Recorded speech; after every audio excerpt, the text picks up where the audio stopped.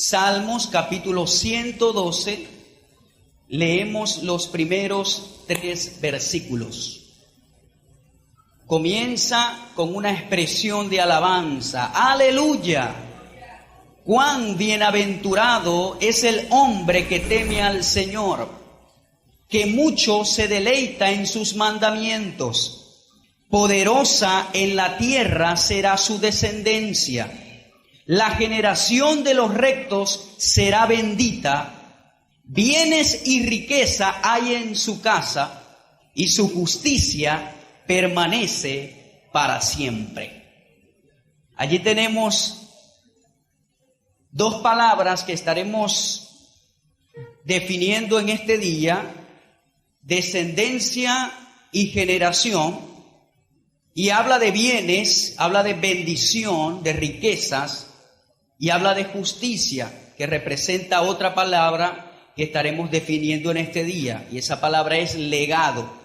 He intitulado este mensaje Legado de bendición, porque creo que como hijos de Dios, como herederos de sus bendiciones, estamos llamados a dejar un legado en la vida. Usted no nació en este mundo para crecer, desarrollarse, morir, y hasta allí llegó todo. Usted nació en este mundo con el propósito de marcar una diferencia para sus próximas generaciones, para sus sucesores. Para eso nosotros nacimos. Y quiero definir estas 3 palabras comenzando con legado. Y dice que legado es una forma de transmitir bienes o derechos tras la muerte de una persona. Bien material que una persona deja en testamento a otra. Cosa espiritual o material, especialmente cultura e ideas que se transmite a alguien. La palabra descendencia es el conjunto de los hijos y de las generaciones posteriores que descienden de una persona. Ascendencia es anterior, pero descendencia tiene que ver con las generaciones posteriores, no anteriores. Se conoce como generación al total de seres que forman parte de la línea de sucesión anterior o posterior. En este caso, la generación sí cubre los seres anteriores y posteriores de una persona en particular. Estas se pueden identificar, y se hace un test a una persona, pueden identificar cuál es la primera, la segunda, la tercera generación.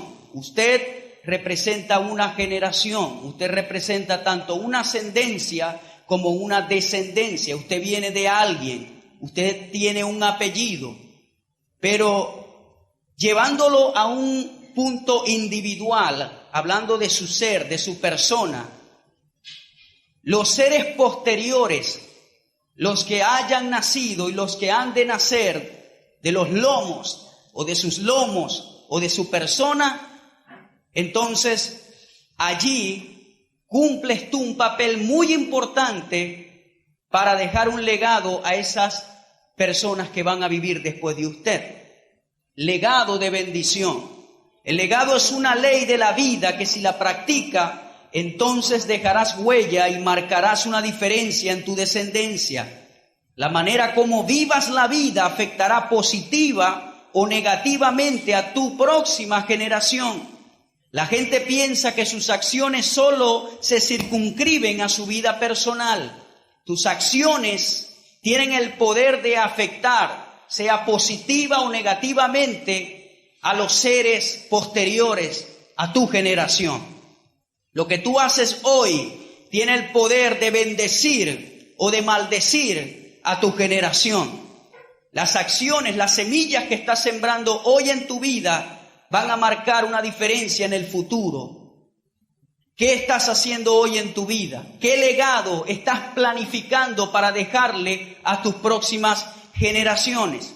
Números 14:18 dice: el Señor es lento para la ira y abundante en misericordia, y perdona la iniquidad y la transgresión, mas de ninguna manera tendrá por inocente al culpable, sino que castigará la iniquidad de los padres sobre los hijos hasta la 3ª y la 4ª generación. ¿Qué me quiere decir esta escritura?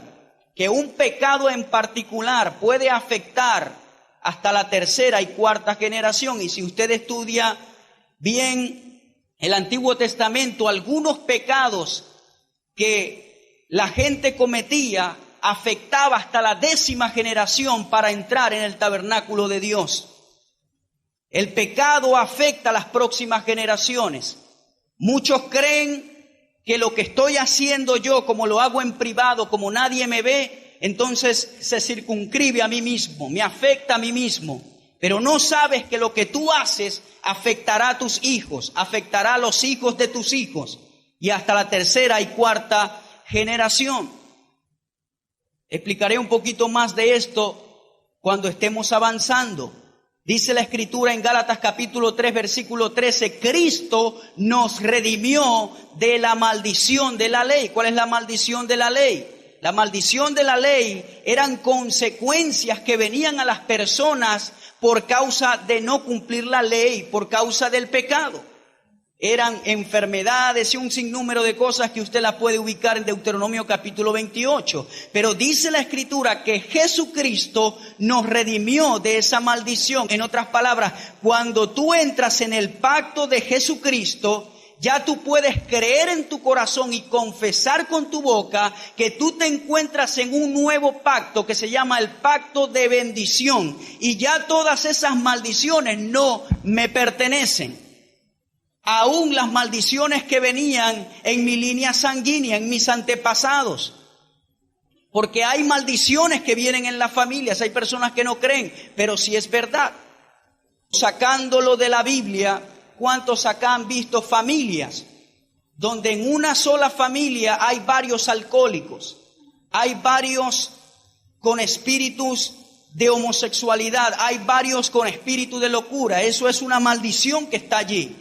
Pero cuando una persona de esa familia recibe a Jesucristo, entonces ahora representa la luz, la sal, ha sido trasladado del reino de las tinieblas al reino de su Hijo amado. Y en el reino de su Hijo amado no hay maldición. ¿Sabe qué hay? Bendición. Ahora, cuando tú estás en ese reino de bendición, entonces yo tengo que dejar ese legado a mis hijos. Yo tengo que dejar ese legado a mi próxima generación.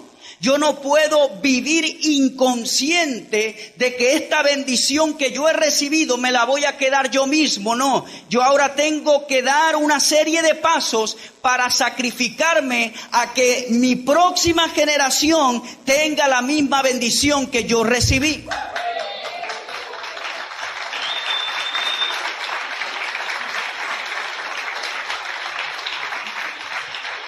¿Cómo se podrá lograr eso? Si tenemos conciencia y conocemos lo que es un legado. Un individuo se siente realizado cuando puede hacer grandes cosas por sí mismo. Alcanza el buen éxito cuando faculta a sus seguidores a hacer cosas grandes con él. Obtiene significado cuando forma líderes que hacen cosas grandes por él. Pero solo se crea un legado cuando el individuo coloca su descendencia en la posición de hacer grandes cosas sin él. En otras palabras, lo que yo le quiero decir con lo que escribí allí es que tú tienes que trabajar en la vida para que cuando mueras, cuando no estés en esta tierra, tú has edificado una bendición en tu familia para que sea capaz de disfrutarla sin ti viviendo en esta tierra. Pero hay que hacer un trabajo para eso, no viene por casualidad. Hay personas que dicen, bueno, ya yo estoy en Cristo, automáticamente me pertenece la bendición. Claro que es verdad. Pero mi pregunta es, ¿de verdad tú crees que esa bendición te pertenece a ti? ¿Estás haciendo algo al respecto para comunicar y culturizar a los tuyos para que cuando tú no estés, Él siga con esa bendición y la transmitas a las próximas generaciones? ¿Estás haciendo algo al respecto? Es la pregunta que todos nos debemos hacer. ¿Qué estás haciendo hoy en día para dejar un legado para mañana? Nunca es demasiado temprano para empezar a pensar en dejar un legado. Si usted piensa que no tiene algo digno de entregar, entonces trabaje arduamente en su contribución hoy mismo. Pero mientras lo hace, tenga los ojos abiertos en busca de las personas que algún día continuarán la obra que usted habrá comenzado. Es la voluntad de Dios que la bendición se perpetúe en tu descendencia. Salmos capítulo 37, versículo 25 dice: yo fui joven y ya soy viejo, y no he visto al justo desamparado, ni a su descendencia mendigando pan. ¿Por qué le estoy leyendo estas escrituras? Porque la palabra te respalda a que tu descendencia es de bendición. Quizás tú has experimentado lo opuesto. Tú dices: hermano, yo crecí en un hogar donde no vi la bendición de Dios. Por eso tú estás aquí en esta mañana. Tú no estás aquí en esta mañana porque estás jugando a venir a la iglesia. Tú estás aquí en esta mañana porque el Señor te ha escogido a que seas bendición y marques huella para tu próxima generación. En ti está la semilla, en ti está el potencial. Muchas veces vendrán las tentaciones, muchas veces vendrá el ataque del enemigo con el propósito no solo de destruirte a ti, sino de destruir a los tuyos también. Por eso es que yo digo, y si usted no está de acuerdo conmigo, lo comprendo, pero por eso es que yo digo que el diablo o el enemigo en algún punto de vista es un visionario. ¿Sabe por qué? Porque cuando él ataca a una persona o quiere matar a una persona, él no mira solo a esa persona, él mira toda la descendencia que va a destruir. Si tú destruyes una semilla de patilla, tú no estás destruyendo una sola patilla, estás destruyendo una cosecha de patillas, y así quiere el Señor que tú aprendas a ver. Si Él lograra el objetivo de tu vida, no solo te está perjudicando a ti, está perjudicando a tu descendencia. Yo fui joven y ya soy viejo, y no he visto al justo desamparado, ni a su descendencia mendigando pan. La promesa de provisión para tu descendencia está en la palabra de Dios. ¿Vistes escasez toda tu vida? Yo sigo creyendo que en mi descendencia no va a haber escasez de pan. Aunque yo haya vivido escasez, aunque haya experimentado escasez, aunque a veces estemos batallando con las finanzas, yo sigo creyendo que mi descendencia será bendita en la tierra. Eso es lo que yo creo, no sé usted. No tiene que ver de dónde usted viene, vuelvo y lo repito. Se centra en quién es usted ahora. ¿Quién eres tú ahora? ¿Tienes las herramientas para cambiar a tu descendencia? Sí las tienes.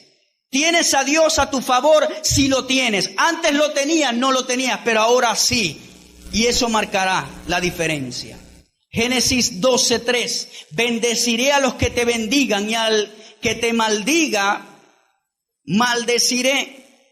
Y en ti serán benditas todas las familias de la tierra. El Señor le promete a Abraham, no solamente los de Israel serán bendecidos, sino todas las familias de la tierra. Mi pregunta es, ¿usted pertenece a una familia en esta tierra? Entonces usted entra en esa bendición también. En ti, Abraham, serán benditas las familias de la tierra.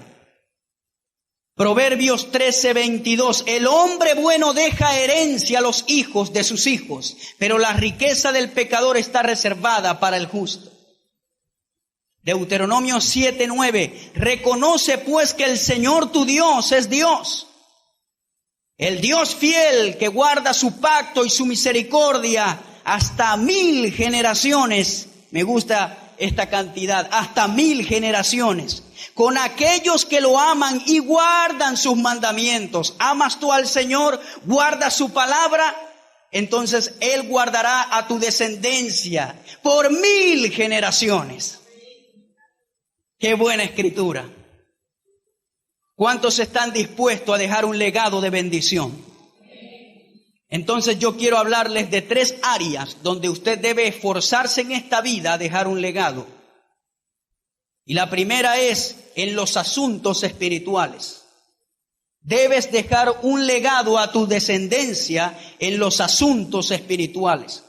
Josué 24:15, y si no les parece bien servir al Señor, escojan hoy a quien han de servir, si a los dioses que sirvieron sus padres que estaban al otro lado del río, o a los dioses de los amorreos en cuya tierra habitan. Impresionante lo que dijo Josué. Pero yo y mi casa serviremos al Señor. Esto lo dijo Josué. Este hombre estaba dispuesto a dejar un legado en los asuntos espirituales a su casa. Él no se dejó llevar por la mayoría. Él dijo, ¿ustedes quieren servir al Dios de sus padres o a los amorreos? Ustedes escogen, pero yo y mi casa, diga conmigo, yo y mi casa serviremos al Señor. Cuando un líder pone primero a su familia, la comunidad se beneficia. Cuando el líder pone primero a la comunidad, tanto la familia como la comunidad sufren. Vuelvo y repito esto porque es importantísimo, especialmente para los líderes. Cuando un líder pone primero a su familia, la comunidad se beneficia. Cuando el líder pone primero a la comunidad, tanto la familia como la comunidad sufren. ¿Por qué? Porque cuando uno está llamado al ministerio, la gente siempre mira a tu familia. Siempre mira cómo modelas. Siempre mira cómo vives. Y cuando tú tratas de vivir una vida familiar de ejemplo, no para guardar una apariencia externa, sino porque estamos llamados a ser ejemplos de familia, entonces toda la comunidad se beneficia. Una familia ministerial saludable, eso quiere decir que tú tendrás una iglesia saludable. Porque si yo no puedo tener una familia saludable, ¿cómo puedo administrar a la iglesia del Señor? No puedo, son muchos más. Cuando el líder se dedica a su familia y quiere dejar un legado en los asuntos espirituales y sirve él y su casa al Señor, entonces en el llamado y el propósito que Dios le ha indicado en esta tierra será efectivo. ¿Por qué el enemigo hoy en día está atacando tanto a los líderes en su casa, en su matrimonio? Yo podría decir que casi ni le importara. Él está mirando a todos aquellos que están colocando la mirada en ese líder o que su fundamento espiritual es ese líder para poder dispersarlos. Si usted tiene una familia, quiero alentarle a ponerla en primer lugar en su liderazgo. No hay legado comparable con la influencia positiva que un líder ejerce sobre su familia. Un ejemplo de este tipo de influencia lo vemos en los primeros años de la historia de los Estados Unidos. Jonathan Edwards, famoso predicador del siglo XVIII, y su esposa Sarah dejaron un legado increíble basado en su influencia. Entre sus descendientes se cuentan 13 presidentes de universidades, 65 profesores universitarios, 100 abogados, incluyendo el decano de una facultad de derecho, 30 jueces, 66 médicos, incluyendo el decano de una escuela de medicina, 80 funcionarios públicos en cargos de influencia, entre ellos 3 senadores federales, 3 alcaldes de ciudades importantes, 3 gobernadores, un vicepresidente de los Estados Unidos y un director del Tesoro de los Estados Unidos. Si quiere impactar su comunidad, su país o su mundo, el punto de partida es su hogar. Jonathan Edwards, un predicador, teólogo, que vivió su vida con las convicciones de la palabra del Señor. Pero esas decisiones que tomó marcaron la diferencia de su generación y de sus generaciones. Lo que tú haces hoy bendecirá tu próxima generación. Impresionante. Ahora tenemos otro personaje que vivió en la misma época de Jonathan Edwards, William Smith, un personaje de la misma época de Jonathan Edwards. Este hombre era ateo, no tenía principios ni valores positivos y se casó con una mujer de la misma ideología. Escogieron una vida egocéntrica y consumista, no tenían ninguna conciencia social o compromiso con el prójimo. Al analizar su genealogía, se tomaron en cuenta a los 1026 descendientes que podían identificarse. De ellos, 300 eran convictos por algún crimen, 27 fueron asesinos, 190 mujeres se dedicaron a la prostitución y 509 descendientes fueron alcohólicos y adictos a la droga. La pregunta es, ¿en qué jerarquía nos vamos a posicionar? ¿En la jerarquía divina, en la jerarquía de bendición o en la jerarquía que no es de Dios y que afectará a nuestras próximas generaciones? Tú tienes que ser un visionario e irte al futuro. ¿Cómo quieres tú que sean tus nietos? Unos predicadores, unos abogados influyentes, unos doctores, unos ingenieros, unos predicadores de la palabra del Señor, o unos alcohólicos, o unas prostitutas. Tú tienes hoy tu granito de arena para contribuir a que ellos sean bendición de Dios en esta tierra.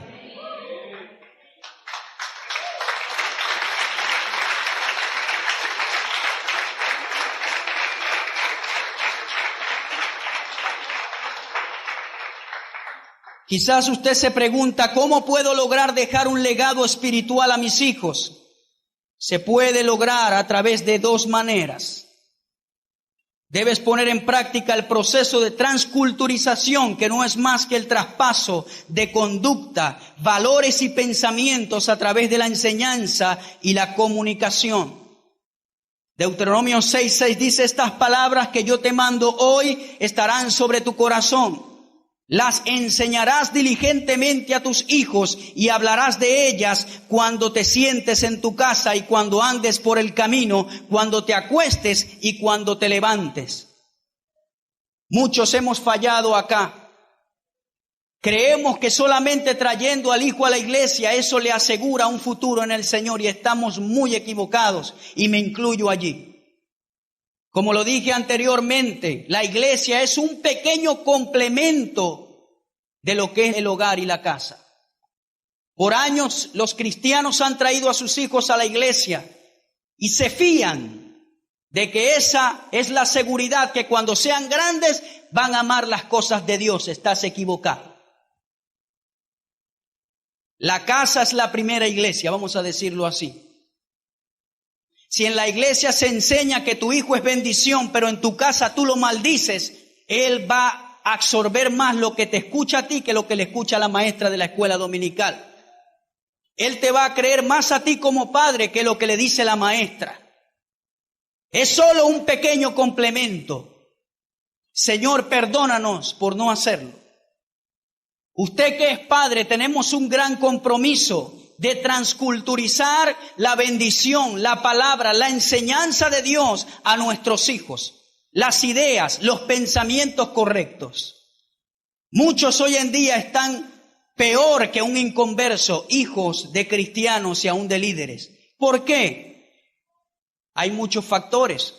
Entre esos está que cada persona tiene un libre albedrío, pero muchos están allí porque los llevaban a la iglesia desde pequeños, iban, pero era una religión más, era un sitio más para ellos. En la casa era algo totalmente diferente a lo que veían aquí en la iglesia. Número 2, modelar tu vida delante de ellos. Ellos van a absorber nuestra conducta. Mi hijo absorbe cosas de mí buenas, pero también algunas que son malas las ha absorbido. Porque eso es lo que él va a ver, eso es lo que ellos van a ver. Si tú dices malas palabras delante de ellos y ellos dicen una mala palabra, ¿cómo puedes tú corregir que no diga la mala palabra si tú la dices delante de ellos? ¿Cuántos me están escuchando? Y eso era lo que hacían los judíos. Ellos trasladaban sus conocimientos espirituales y físicos, sus conocimientos intelectuales a sus hijos. Usted tiene la tarea como padre de bendecir a su hijo. A usted no lo bendijeron, usted ahora tiene que bendecir. No, hermano, es que a mí no lo hicieron conmigo. Eso no es problema mío. Usted está llamado a hacer bendición, dice la Biblia. Usted tiene que bendecir a su hijo. Yo a veces lo agarro y le digo, tú vas a ser un hombre de éxito. Tú eres un niño inteligente. Tú eres un niño obediente. Tú eres hermoso, le digo yo, porque las palabras tienen poder. ¿Verdad que sí? Cuando tu papá te decía algo bonito, y yo sé que muchos no les dijeron esas cosas, pero a veces cuando salía un cumplido, usted se animaba, ¿verdad que sí? Usted está llamado a hacer bendición. Dejar un legado en los asuntos espirituales. Dejar un legado. Si no lo estamos haciendo, hermanos, vamos a comenzar a hacerlo. Amén. Y voy a decir esto para saltar rápidamente al otro punto. Lamentablemente, los padres, la manera como enseñan a sus hijos es la manera equivocada y negativa. El hijo está viendo un programa equivocado de caricaturas y el padre viene y dice, eso es satánico, eso es del diablo, apaga eso. ¡Pum! Manera equivocada de corregirlo, de ayudarlo. Eso es una manera vaga, negativa de corregir a tu hijo. ¿Sabe cómo ellos aprenden? Diciéndoles el porqué de las cosas. No diciéndole, ve que no vayas para allá, que eso es del diablo. No le digas eso no lo va a ayudar. Va a querer ir más allá. Y por eso muchos hijos no quieren venir a la iglesia, porque ellos ven al diablo en todas partes. Prenden la televisión, el diablo, le dice el papá, ahí está el diablo. No vayas al internet porque ahí está el diablo. Bueno, y este personaje está en todas partes. Ahora, yo no estoy echando a un lado la existencia del diablo, existe y vino para matar, hurtar y destruir. Pero yo a mi hijo tengo que inculcarle valores de Dios y enseñarle a disfrutar la vida en el Señor. Si hay un programa equivocado, yo le digo a mi hijo, ¿viste las groserías que dijo, las malas palabras? Eso no le agrada al Señor. Esos son muy violentos, vamos a colocar unos que no sean violentos. Y él ha aprendido, papi, estos son violentos, estos dicen groserías, ¿verdad? Y él mismo lo quita. Pero cuando tú no usas la manera correcta, sino eso es del diablo, hermano, eso es una corrección vaga. Tome tiempo con él, explíquele el porqué. Si su hijo está yendo a una junta que no le conviene, usted hable con él tranquilo. No vayas para allá, te vas a endemoniar. Jálelo para un lado y dígale, mira, esto no te conviene, papá. Y con amor y con mansedumbre. ¿Me están escuchando? Necesitamos cambiar y romper algunos paradigmas que hemos aprendido. Yo le voy a decir algo. Yo estoy convencido que estamos en esta vida para que la disfrutemos en el Señor. Y yo estoy convencido que vivimos en esta vida no para andar, diablo, diablo. No. El enemigo, vuelvo y repito, está como león rugiente, pero yo no tengo que andar en temor, yo tengo que conocer la palabra, conocer la autoridad que tengo en Cristo y por supuesto saber cuando Él quiere venir por un lado. Pero por otro lado el Señor quiere que en Cristo tú disfrutes tu vida con tu familia, con tus hijos, en la iglesia, que tú te deleites en las cosas de Dios. ¡Gloria!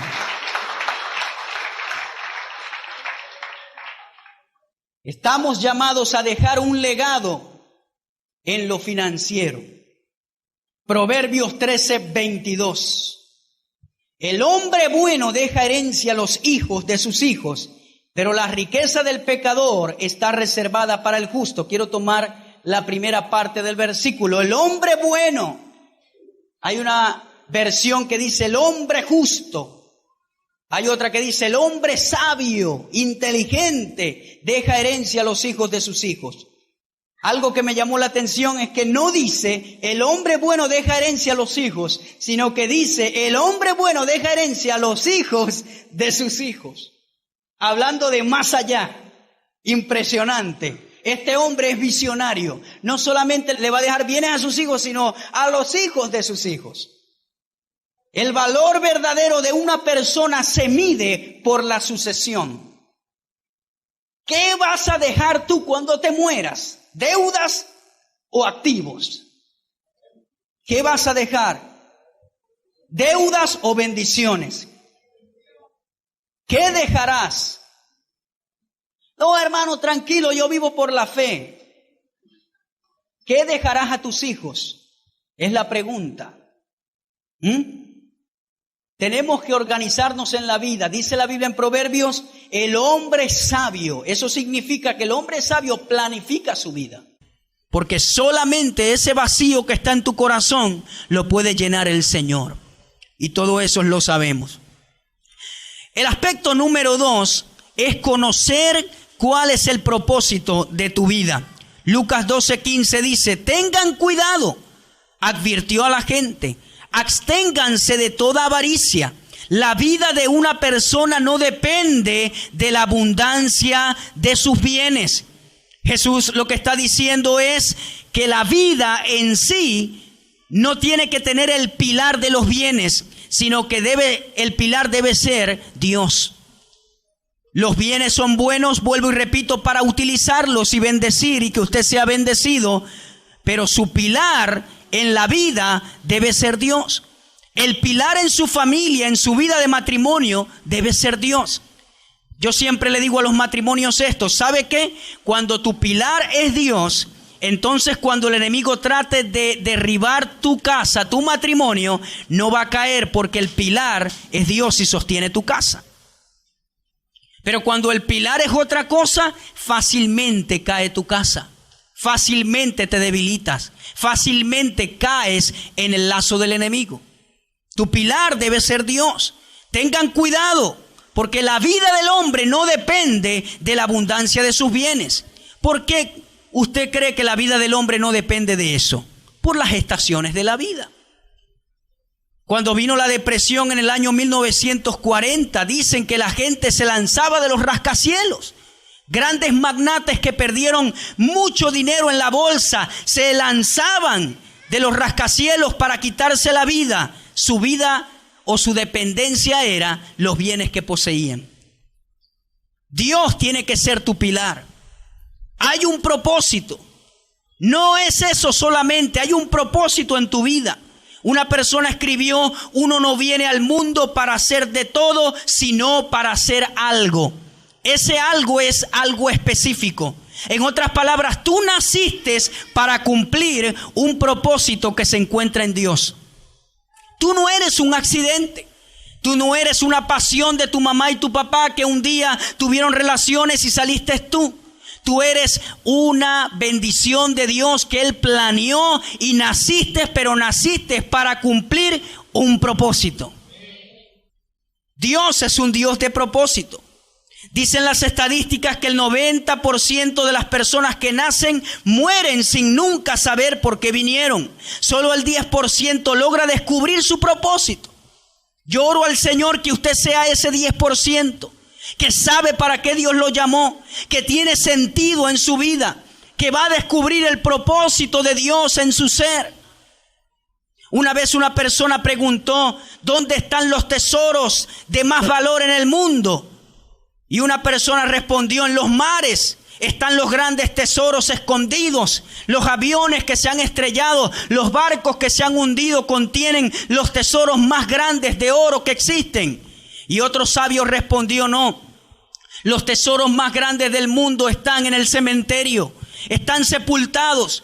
Jóvenes que pudieron ser grandes médicos, jóvenes que pudieron ser grandes abogados, grandes profesionales, grandes predicadores, personas que pudieron ser grandes pensadores de este mundo, están muertos, producto de la droga, producto del asesinato, producto de una sobredosis, producto del aborto.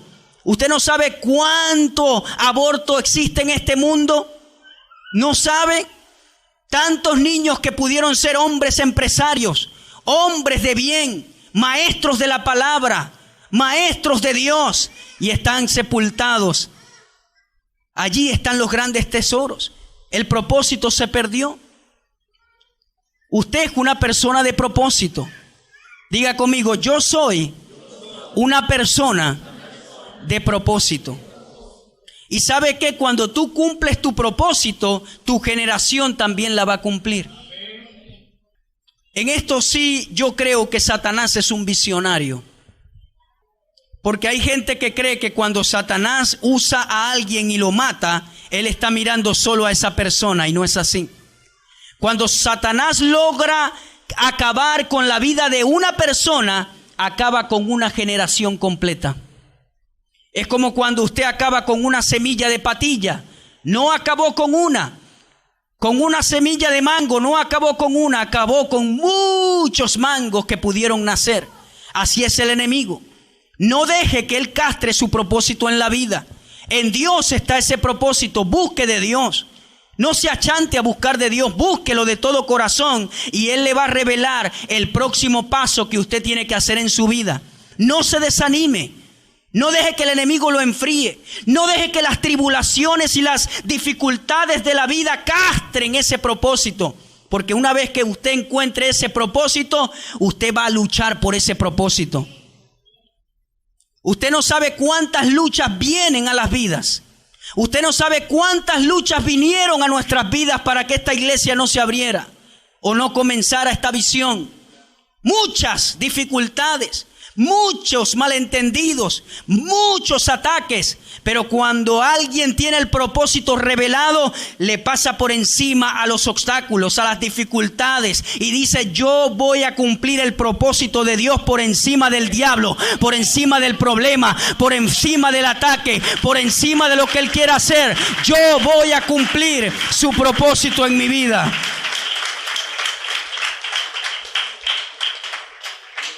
En Él se encuentran los designios de tu vida, en Dios.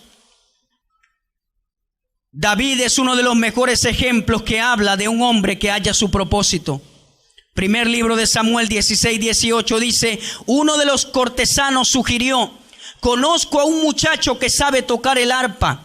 Es valiente, hábil, guerrero, sabe expresarse y es de buena presencia. Pero hay un requisito que debo resaltar y lo puse aquí en negrita: además, el Señor está con él.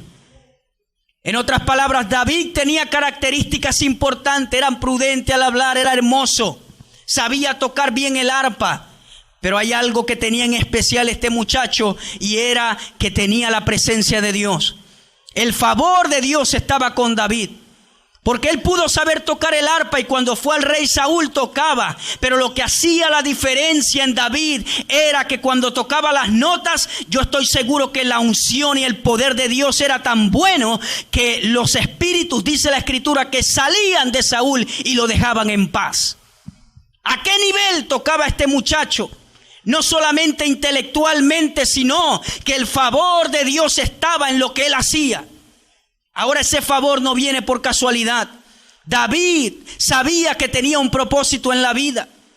Y él no solamente cuidaba ovejas, sino que se preparó, pasó los obstáculos. Se olvidó su papá de él en el momento que el profeta Samuel vino a ungir a uno de ellos. Su papá se olvidó, o como dice por allí un pensamiento, de manera intencional lo dejó por fuera, porque David era un hijo del adulterio de su papá. Pero eso lo hablamos después. El hecho es que David no estaba allí, pero ¿sabe qué? Él encontró el propósito de Dios en su vida.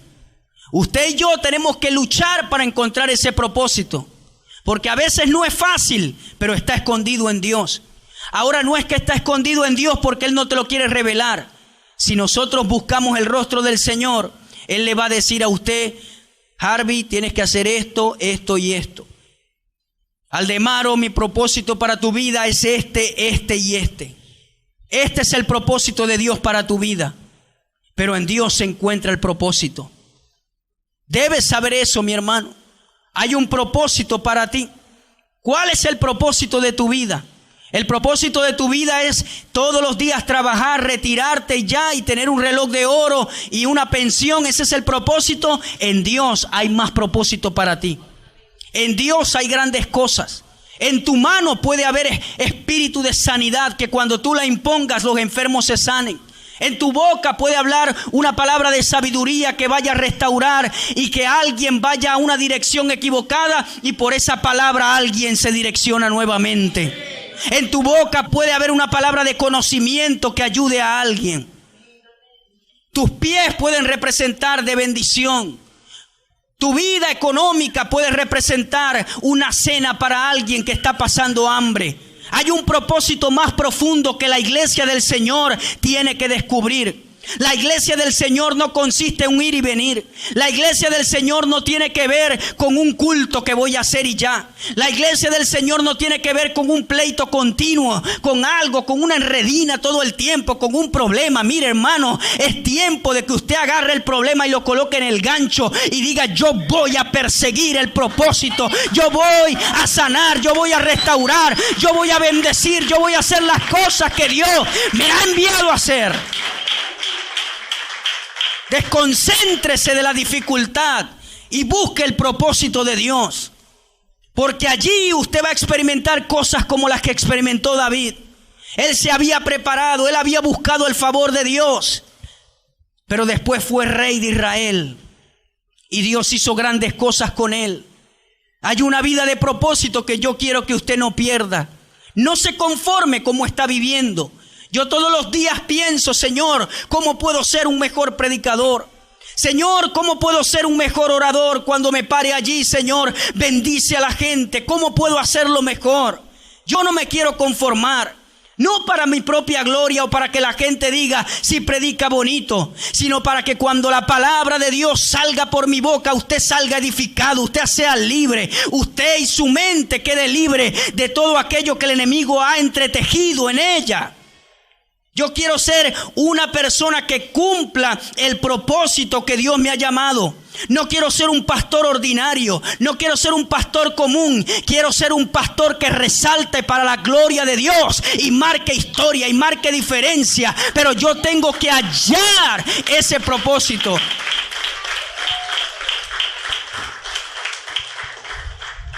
Ay, ¿qué eres tú? Ay, yo soy evangélico. Voy unos días no y otros tampoco a la iglesia, pero ese conformismo, no. Hay grandes cosas que usted puede hacer. En estos días no sé con quién hablaba y le decía: usted tiene que ser el mejor en lo que hace.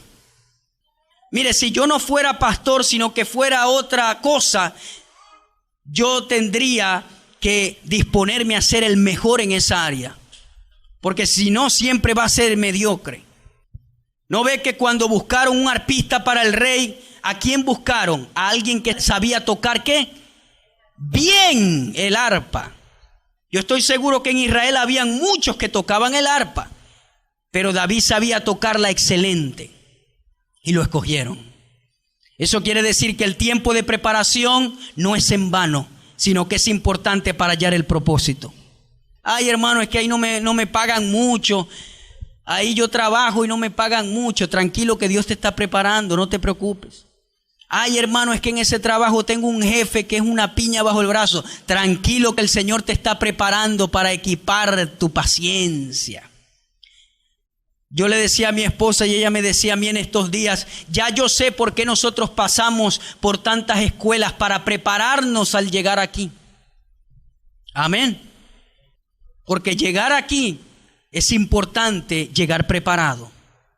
El que llega aquí sin estar preparado, entonces no puede ser efectivo en lo que el Señor quiere hacer. Amén. No desprecie el tiempo de la preparación, tranquilo. Dios lo está preparando grandemente. Pero sepa que hay un propósito para su vida. Usted, mujer que me está escuchando, hay un propósito de Dios para ti. El propósito no es solamente hacer las cosas en la casa, cuidar el niño o trabajar. Su propósito va más profundo en Dios. Cuando usted descubre el don que Dios le ha impartido, usted comienza a gustar la bendición de Dios. ¿Sabe que para mí predicar no es una carga? Yo anhelo los domingos y los viernes cuando debo predicar, porque no es una carga, es una bendición de Dios. Igualmente, cuando usted halla su don en Dios, su propósito, digamos que el Señor le dio un buen don de aconsejar. Cuando usted hace eso, entonces usted se siente satisfecho. Digamos que el Señor puso en usted un gran don para ganar almas para Cristo. Cuando usted hace eso, entonces usted se siente satisfecho. Digamos que usted en sus manos, cuando las impone, grandes sanidades ocurren. Usted entonces se siente satisfecho. Busque su lugar en Dios, porque cuando usted lo busca, grandes cosas van a pasar con usted y le va a sonreír a la vida. Amén. Porque cuando usted está en el propósito de Dios, usted sonríe a la vida. Si yo le pregunto en esta mañana, y ya para saltar al próximo aspecto, si yo le pregunto en esta mañana, ¿cuál es su definición de éxito? Muchos me dirían, bueno, éxito es haberme realizado en todo para lo cual estudié. Éxito es tener mucha plata y todo eso es bueno. Estudie si está estudiando, tenga mucho dinero si quiere tenerlo, eso es una bendición. Pero, ¿sabe qué es éxito? Éxito es cumplir el propósito de Dios en tu vida. ¿Sabe qué significó éxito para Jesús? Morir en la cruz. Pero él estaba satisfecho porque ese era el propósito, venir a morir. ¿Cuál es tu propósito, hermano? Te pregunto en esta mañana. Ay, hermano predicador, yo no sé cuál es mi propósito. Yo me siento vacía. Yo me siento vacío, no sé cuál es mi propósito. Hoy estás en el lugar correcto, no porque estás aquí, sino porque Dios quiere mostrarte el propósito que tiene contigo. Y en Él está ese propósito. Aspecto número 3. Quería finalizar con este aspecto que se llama desarrollar un sentido de eternidad. Lucas 12:21 dice, así le sucede al que acumula riquezas para sí mismo en vez de ser rico delante de Dios. Hago hincapié de que el problema en esta parábola no es el dinero ni los bienes, sino el corazón del hombre, donde lo tenía puesto. El último aspecto es desarrolle un sentido de eternidad. ¿Por qué hablo esto, hermano? Lo crea o no lo crea, algún día usted no estará allí, yo no estaré aquí, sino que estaremos en la eternidad. Aunque somos seres eternos, nuestro cuerpo no lo es. Hoy yo tengo 31 años de edad, el tiempo está corriendo, el tiempo está pasando, voy a envejecer si Cristo no ha venido, voy a morir, pero voy a una eternidad. Eso lo tengo que tener claro. ¿Por qué le coloqué aquí desarrolle un sentido de eternidad? El Señor dice en el versículo que el que acumula riqueza para sí mismo, en vez de ser rico delante de Dios, le va a pasar así. En otras palabras, le va a sobrevenir el mal. ¿Por qué?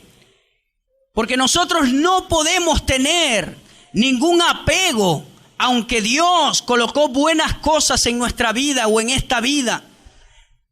Cuando usted viaja, cuando ve las montañas, ¿verdad? Qué bonito es ver la naturaleza. Qué bonito es disfrutar de la familia que Dios te da. Qué bonito es compartir en la vida. La vida es hermosa en Cristo, claro que sí. No estoy tratando de desprestigiar o de descartar que esta vida la debemos disfrutar con Dios al 100%, no me malentienda. Debemos prepararnos como si Cristo viniese hoy, pero también debemos hacer las cosas de este mundo como si Cristo viniese en 100 años. ¿Sí me está comprendiendo? Pero necesitamos en ese tiempo de vida saber de que yo voy a una eternidad con Dios. De que este tiempo que estoy aquí, yo soy un peregrino, soy un extranjero. Y no puedo apegarme mucho a las cosas de acá, sino que yo voy hacia una eternidad. Algún día tú estarás delante de Dios. Esa es la verdad. Estaba estudiando hace meses un libro que se llama Vida después de la vida. Habla y relata de 150 casos aproximadamente de personas que han muerto y han vuelto a vivir. Esas personas cuentan experiencias cercanas a la muerte. Pero una de las cosas que me llamó la atención del libro es que decía, la muerte para el ser humano es un tabú. A la gente no le gusta hablar de muerte. A la gente, de hecho, decía el libro que me llamó mucho la atención, de hecho nadie cree que puede morirse. Y no quiero que salga asustado de aquí. No. Pero quiero decirle esto para que sepa que usted va a una eternidad con Dios. Estoy diciendo esto para que aproveche al que tiene al lado. Amén. Para que lo trate bien. ¿No ve que hay parejas que toda la vida peleando, y cuando se muere el hombre, ¡ah!, llorando? ¿Qué vas a llorar si toda la vida peleaste y molestaste? No concuerda. Tan bueno que era, dice, y peleó toda la vida. Aprovecha a su esposo bueno que Dios le dio. Amén. ¿Verdad que sí, hermano? ¿Para qué pelear tanto si nos vamos a una eternidad? Vamos a aprovechar el tiempo. Y todo es un pleito, y todo es negativo, todo es esto. Aproveche, hermano. Hay tiempo para ahorrar y hay tiempo para gastar. No está malo ahorrar, pero también hay tiempo de gastar. Amén. Salga de vez en cuando, se come una hamburguesa, lo que usted quiera. ¿Qué le quiero decir con esto, hermano? Que no somos eternos en esta vida. Somos seres eternos, pero no en esta tierra. Pero nosotros estamos programados para actuar como si fuéramos eternos aquí, para que sepa que sí. No estoy diciendo que sea pesimista y que viva pensando en eso. No. Lo que estoy diciendo es que aproveche cada minuto y cada día de su vida a vivirlo con una sonrisa y a vivirlo con lo que Dios le ha dado. Cuando estaba de viaje con mi familia el año pasado, recuerdo llegar a una casita que tenía una vista preciosa de montañas, hermosísima. Vivían dos viejitos allí, 80, 85 años, la pareja. Hermosa la vista, hermano, impresionante. La viejita en una oportunidad me dice, vamos dentro de la casa para que veas a mi hija. Y cuando vamos hacia adentro, me lleva a un cuadro que tiene en la sala y me dice, esa era mi hija, 36 años de edad. Hermosa la chica allí en la foto. Y ella sobaba la foto, me miró a los ojos llorosos y me dijo, nunca te acuestes sin decir te amo a tu hijo, porque nunca sabes cuándo no esté. Cuando esa señora de 80, 85 años me miró a los ojos y me dijo eso, desde ese día, o no sé si lo hacía antes, siempre antes de acostar, le digo te amo a mi hijo y a mi esposa. No porque tengo fe que algo malo me va a pasar, pero esa viejita causó un gran efecto en mi vida. Lo que me quiso decir es que no tuvo la oportunidad de decirle eso en su última hora a su hija. Desarrolle un sentido de eternidad. No vamos a estar aquí para siempre. Cuando mire a su pareja van a haber desacuerdo, pero abrácelo, abrácela. Dígale gracias, Señor, por esta esposa que me diste. No pelee tanto, porque si yo la veo peleando y está llorando cuando no esté, le voy a quedar mal en el funeral. Amén. Uy, hermano, está hablando de eso. Uy, de hecho fuera eso. Ay, hermano. En estos días fue un funeral y hablé y dije que la muerte para los hijos de Dios, Pablo dice en la Biblia que es ganancia. Amén. Un cambio de tienda. Nunca se atreva a resucitar a un cristiano a menos que Dios le diga, porque mire, le da un palazo. Amén. A menos que Dios le diga por propósito, pero no. Usted se imagina que yo estoy en el cielo con mi Señor, adorándolo, y alguien resucita y yo, Señor, no quiero. Amén. Gloria a Dios.